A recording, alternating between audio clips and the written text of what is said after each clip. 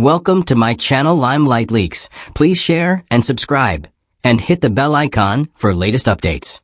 We need a few things. Or at least, that's what worked for us before. Sitting in the tin spot with a whole bunch of guys that may or may not be scared to race in front of me.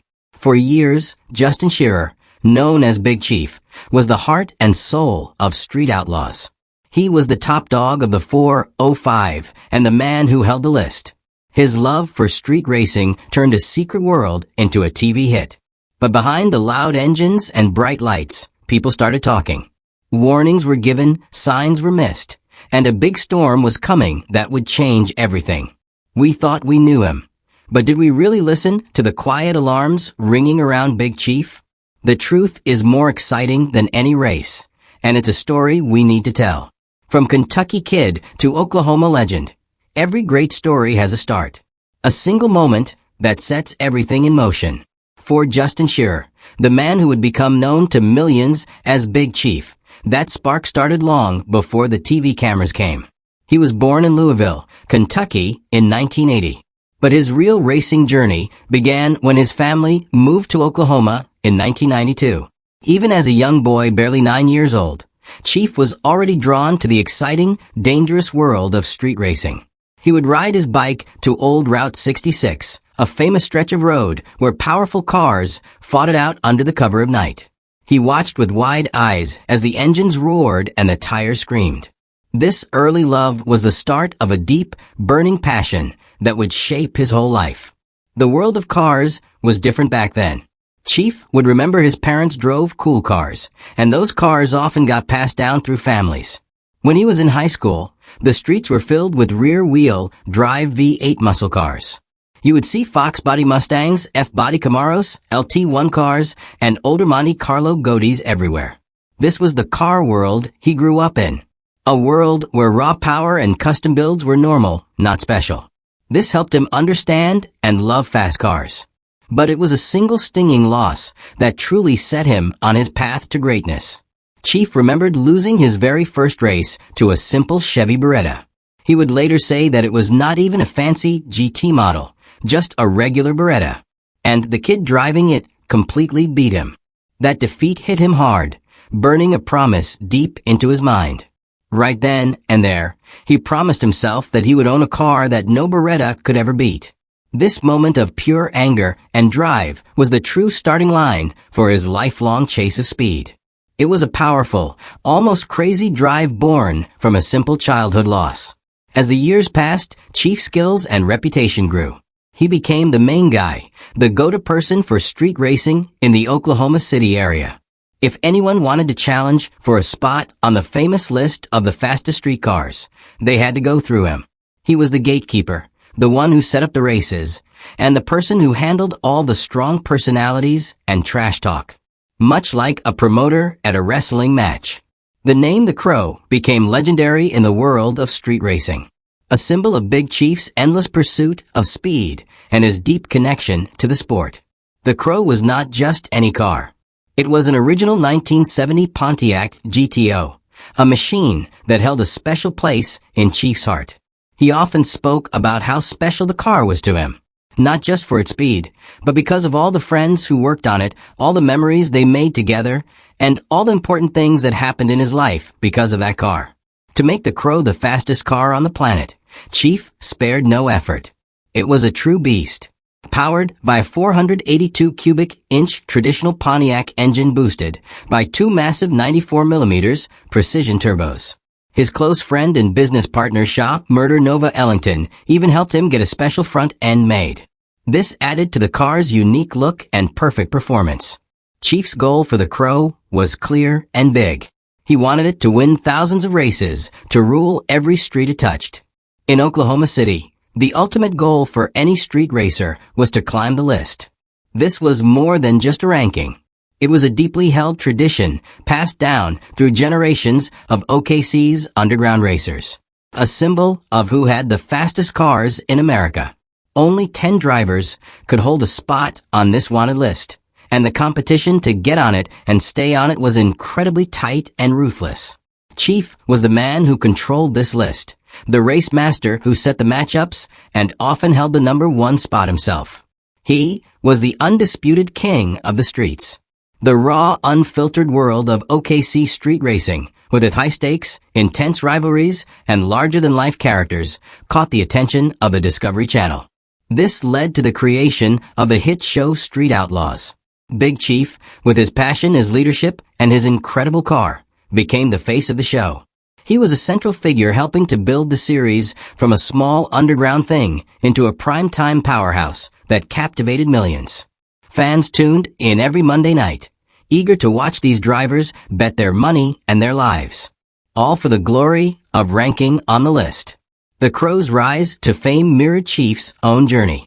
The car, built with so much personal history and effort, became a symbol of pure street racing.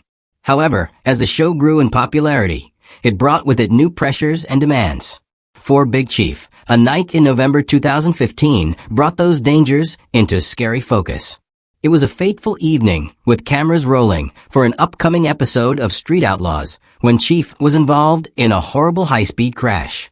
He was racing against Brian Davis, also known as Chucky, a fellow racer known for his skill. In a split second, the roar of the engines turned into the screech of metal and the terrifying sound of destruction. Chucky Davis's Mustang lost control and slammed into the rear quarter panel of Chief's beloved 1972 Pontiac Lemons, the Crow. The impact was devastating, sending both powerful cars spinning wildly out of control. The Crow, the car that was so much more than just a vehicle to Chief, the one he had poured his heart and soul into, was completely destroyed. Chucky's Mustang was also totaled in the wreckage. The crash was one of the most devastating ever seen in Street Outlaws history. Emergency crews rushed to the scene, and both drivers were quickly taken to a nearby hospital for medical attention. Big Chief, though alive, was severely injured. He suffered from bruised lungs, had 2 bones in his back, L2 and L3, crushed, and a broken collarbone. He was covered in bumps and bruises, a sign of the violence of the impact. Despite the car rolling over sideways and even end over end multiple times in a truly miraculous turn, Chief was able to get out of the mangled wreckage and walk to the ambulance on his own. From his hospital bed, he expressed deep thanks for being alive and promised with unwavering determination that he would be back. 1. What makes this crash even more impactful is that it was a warning that had been given years before. Back in 2010, Chief had taken his car to Don Dial Race Cars. Don Dial, a seasoned expert, looked Chief straight in the eye and told him that he was going to get himself killed if he did not make the car safer. Chief admitted at the time that he could not afford the necessary safety upgrades, but Don insisted, telling him that making the car safe was the most important thing, no matter the cost. This was a clear, direct warning, one that Chief heard but perhaps could not fully act on at the time due to money pressures or the sheer thrill of the dangerous sport. As Big Chief's fame soared with Street Outlaws, his personal life, once private, also went through big changes, becoming a topic of public discussion and debate. For many years, Chief was married to Alicia Shearer, and together they had 2 children, Corbin and Corville. Their story began when Justin was just 18 years old, working as an attendant at a gas station where he first met Alicia. She was a constant presence by his side, supporting his racing dreams, even encouraging him to buy the Crow after his terrifying crash, showing her deep loyalty and belief in his passion. However, the relentless demands of reality television and the high-pressure world of street racing began to take their toll. Over time, the relationship between Big Chief and Alicia changed, leading to their divorce. While the exact reasons for their split remained private, fans and online communities were quick to guess. Some theories suggested that Alicia was simply too busy with their children, and that the late-night racing schedule with Chief often out until 3:30 in the morning left her looking worn out from the constant demands of being a mother and a racer's wife. After his divorce, a new chapter began for Justin with Jackie Brash. Jackie, herself a talented drag racer, entered his life and quickly became a visible part of his world.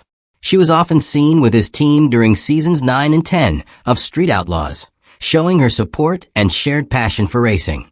Their relationship blossomed, and they are now a committed couple working together, not just in their personal lives, but also in their shared careers.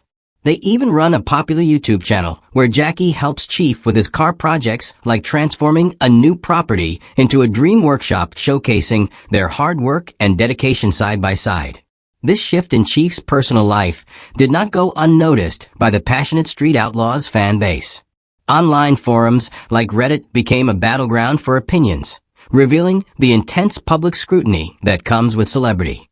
Some fans expressed strong negative views, suggesting that Jackie might be a bad influence on Chief and that his loyalty to the close-knit 405 crew seemed to be fading since she became a constant presence. There were even harsh comments, with some fans disappointed that he left his wife and children, and some even calling Jackie track trash, claiming she would not be with him if it were not for the TV cameras and his fame. Yet for every critic, many fans fiercely defended Big Chief. They argued that his personal life was none of anybody's business, and that he deserved to find happiness. They believed that the pressures of fame and the show were immense, and that he had every right to make choices that were best for him. The Oklahoma City 405 crew was famous for its tight bond. A group of racers who were like family, always pushing each other to be better. But even within this brotherhood, the fierce desire to be number one on the list created intense rivalries, and at times deep rifts. Big Chief, as the race master and often the top dog, was frequently at the very center of these tensions, navigating friendships and competition with a heavy hand. One of Chief's most enduring and dramatic rivalries was with Daddy Dave. Their races were legendary, often filled with explosive moments and heated arguments. In one memorable instance, Chief felt tricked by Daddy Dave. Dave had claimed his car was broken, leading Chief to believe he had an advantage. But when they lined up, Chief realized Dave was already ready to go, having tricked him. Chief later said he felt scared because he thought Dave was being honorable, only to find out he was full of it. There were also arguments over the starting lights and accusations of cheating, showing the high stakes and raw emotions involved in their battles. Another major storyline that captivated fans was Chief's ongoing clash with Kai Kelly from New Orleans. These two titans of street racing had dramatic confrontations that pushed both their cars and their skills to the absolute limit. Chief had some incredible victories against Kai, like the time he beat him on the No Prep Kings track, winning a huge $40,000 prize and proving he could take on the very best in the country. But there were also times when Chief faced embarrassment, like when a disastrous start cost him a race against Kai Kelly, leaving him stunned. These battles were not just about money or bragging rights. They were about proving who was truly the fastest, adding layers of drama to every race. Even within the tight circle of the 405, tensions could flare, leading to fiery arguments. Chief and Ryan Martin, another top racer, had their share of disagreements. One notable clash happened in California, where Chief sided with rivals after some questionable race starts, causing friction within the 405 team. Some fans and even teammates began to feel that Chief was becoming out for himself, and there were claims that he would hide in his trailer while the rest of the 405 crew was helping each other out. These moments chipped away at the image of a unified team. The rivalry with Doc also led to one of the most controversial races in Street Outlaws history. Their clashes were explosive, marked by disputed starts and heated arguments over rules and fairness. Over the years, the once unbreakable bond of the 405 crew seemed to change.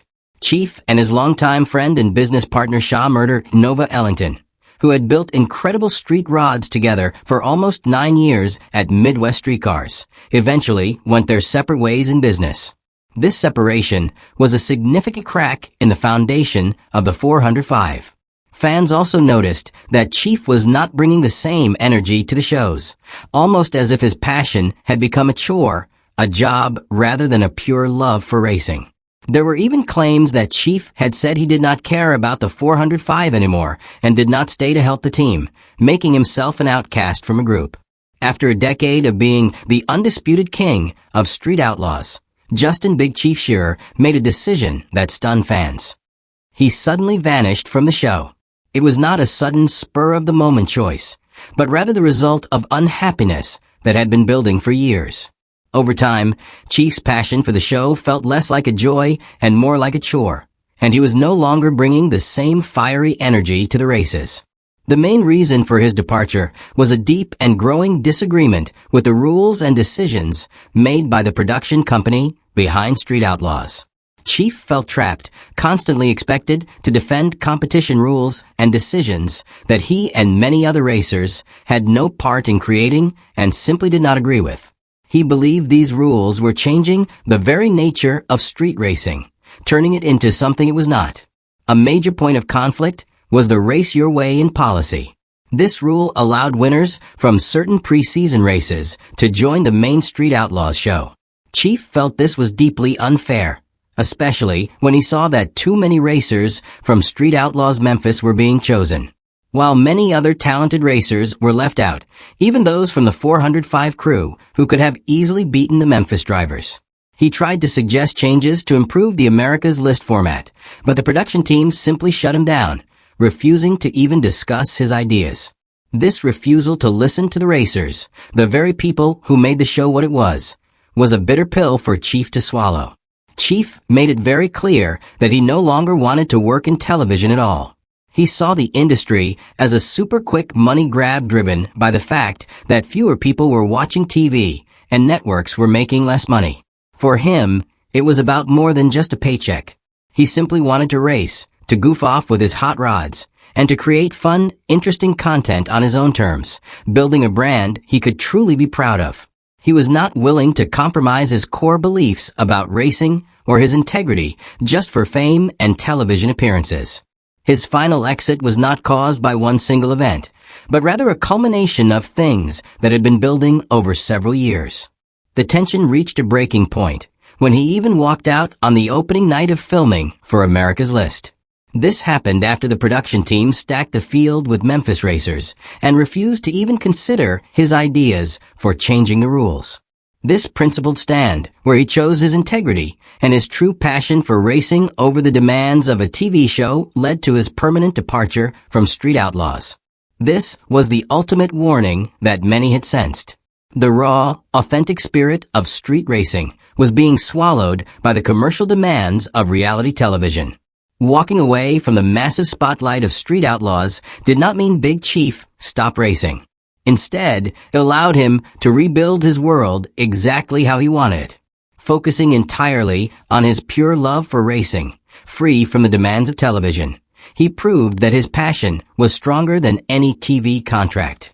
His legendary car, the Crow, which had been so badly damaged in the crash, was lovingly restored in his private garage. Chief is still out there tirelessly tuning the Crow, making it faster and continuing to race, proving that the spirit of the car and the man behind the wheel remains unbroken. Chief has also launched exciting new ventures, showing his ongoing dedication to the racing community.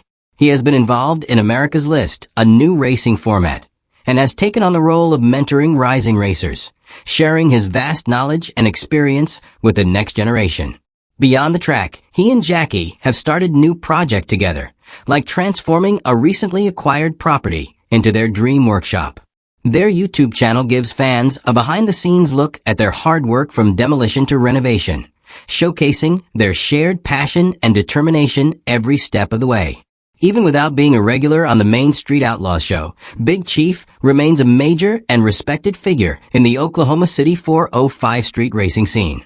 He has been busy building his own brand, creating his own content, and sharing race footage, personal updates, and glimpses into his life in the fast lane on his own terms. His impact on the sport has not faded. He has earned deep respect from both his loyal fans and his fellow racers, who admire his integrity and his principled decision to walk away from something that no longer felt right. His journey post-Street Outlaws shows that true success can be found in staying authentic to oneself, even if it means stepping away from the biggest stage. He learned from the warnings that came with fame and chose a path where his passion could thrive genuinely, proving that you can redefine success on your own terms.